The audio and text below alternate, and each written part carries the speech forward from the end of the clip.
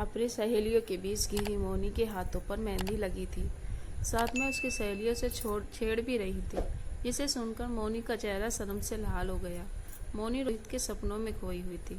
तभी मेहंदी लगाने वाली की आवाज़ सुनकर मोनी सपनों से संसार से बाहर निकल आई। मैं कह रही थी कि मेहंदी के रंग को और गहरा करने के लिए लौंग का धुआं हाथों पर ले लेना, तो मेहंदी का रंग और भी गहरा हो जाएगा। वास्तव में मोनी के हाथों में मेहंदी का रंग बहुत रच गया था। उसने सबसे प्यारी सहेली से कहकर अपने हाथों की मेहंदी की फोटो खिंचवाकर रोहित को भेज दी और साथ में मैसेज भेजा कि इसमें अपना नाम ढूंढ कर दिखाओ। उधर से जवाब आया, क्या इन हाथों पर ही हमारा नाम लिखा है? मेरा नाम तो तुम्हारे रोम रोम पर लिखा है। मैसेज पढ़कर मोनी स्वयं से ही शर्मा गई। दूसरे दिन नियत समय पर बारात दरवाजे पर आ गई। शादी की सभी रस्में पूरी हुई और विदाई की बेला आ गई। विदाई के समय मोनी का रो रो के बुरा हाल था। उसकी यह दशा रोहित से देखी नहीं जा रही थी। मोनी के माता पिता ने मोनी का हाथ रोहित के हाथ में देकर कहा, बेटा आज हम अपने जिगर के टुकड़े को तुम्हें सौंप रहे हैं। आज से यह तुम्हारी अमानत है। रोहित ने कहा, आप लोग चिंता न करें, अब मोनी की खुशियों का ध्यान मैं रखूंगा। आपको कभी शिकायत का मौका नहीं मिलेगा। जीते जी मोनी के हाथों की मेहंदी का रंग फीका नहीं पड़ने दूंगा। यह सुनकर मोनी के साथ साथ उसके माता पिता के चेहरे पर संतोष की मुस्कान आ गई। मोनी अपने ससुराल से बहुत खुश थी। उसके सास ससुर मोनी को बहुत प्यार करते थे और देवर भी अपनी भाभी का बहुत सम्मान करता था। मोनी के चारों ओर खुशियां ही खुशियां थी। उसकी सास कहती, बहू अभी तो तुम्हारे हाथों की मेहंदी भी नहीं छूटी है, इसलिए अभी तुम घर के कामों से हाथ न लगाना। काम तो जीवन भर करना है। अभी तो तुम सिर्फ सच समझ कर रहा करो, क्योंकि मेरे मोहित को तुम इसी रूप में अच्छी लगती हो। यह सुनकर वह अपनी सासू माँ से ही शर्मा कर लिपट जाती। मोनी को यह सब सपना लगता। मैं सोचती, क्या किसी का ससुराल इतना अच्छा होता है? वह अपने ससुराल में इतना खुश थी कि वह अपने मैके को भी भूल गई। देखते देखते 3 महीने कैसे बीत गए उसे पता नहीं चला। आज सुबह से उसके ससुराल में चहल पहल थी, क्योंकि आज रोहित का जन्मदिन था। रसोई घर के खाने की खुशबू आ रही थी। घर में शाम को इसी खुशी की एक छोटी सी पार्टी रखी गई। सभी तैयारियां पूरी हो गई। मोनी ने आज अपने हाथों से मेहंदी लगाई थी, क्योंकि मोनी के मेहंदी रचे हाथ रोहित को बहुत पसंद थे। मोनी की सास ने कहा, बहू जाकर तैयार हो जाओ, मेहमानों के आने का समय हो गया है।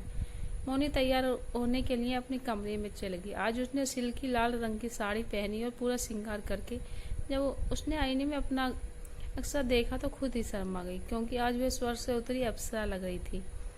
आंखों में काजल, होठों पर लिपस्टिक, सिंदूर से भरी मांग, मेहंदी रचे हाथ, उसमें लाल कांच की चूड़ियां और सोने के कंगन। उसने आखिरी बार स्वयं के शीशे में देखा और कमरे से बाहर निकल आई।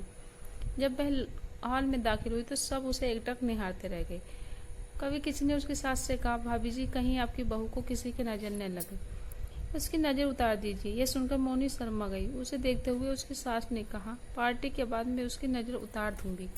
तब किसी ने आकर कहा, अरे भाई किसका जन्मदिन है? वह कहीं दिखाई नहीं दे रहा। मोनी के पिता ने कहा, अरे वह बाजार तक गया है मोनी के लिए बालों में लगाने के लिए कजरा लेने। सभी मोनी को देखकर मुस्कुराने लगे। मोनी ने शर्माकर अपनी पलकें झुका ली।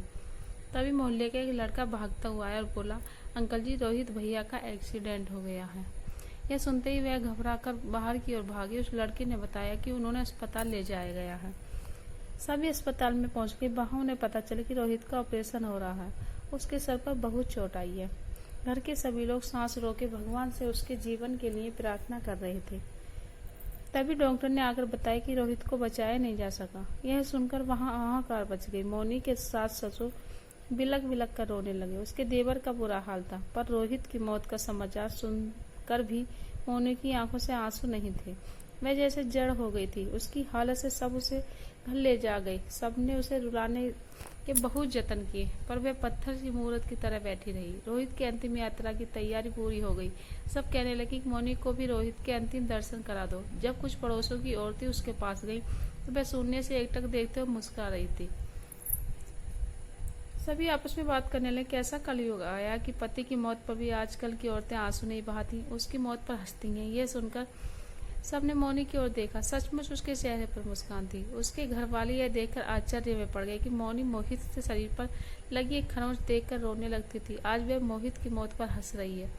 उन्हें यह देखकर विश्वास नहीं हुआ। तभी एक औरत ने नफरत से मोनी के कंधे को पकड़ते हुए कहा, पहले अपने पति का अंतिम दर्शन कर लो, फिर मुस्कुराना।